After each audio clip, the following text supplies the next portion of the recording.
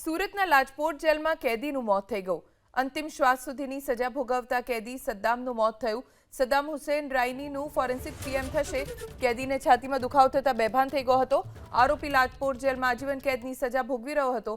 પરિણીત હોવા છતાં બાળકીને ભગાડી લઈ જઈ બળાત્કાર ગુજાર્યો હતો। સદ્દામ સામે 2021માં નવસારી પોલીસ સ્ટેશનમાં દુષ્કર્મનો ગુનો નોંધાયો। સારવાર મળે તે પહેલા જ કેદીનું મોત થઈ ગયું।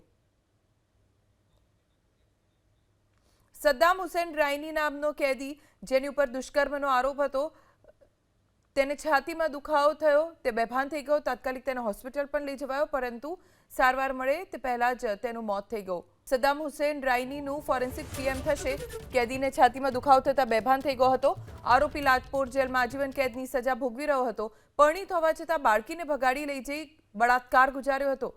સદ્દામ સામે 2021માં નવસારી પોલીસ સ્ટેશનમાં દુષ્કર્મનો ગુનો નોંધાયો। સારવાર મળે તે પહેલા જ કેદીનું મોત થઈ ગયું। સદ્દામ હુસેન રાયની નામનો કેદી જેની ઉપર દુષ્કર્મનો આરોપ હતો તેને છાતીમાં દુખાવો થયો તે બેભાન થઈ ગયો। તાત્કાલિક તેને હોસ્પિટલ પણ લઈ જવાયો પરંતુ સારવાર મળે તે પહેલા જ તેનું મોત થઈ ગયું।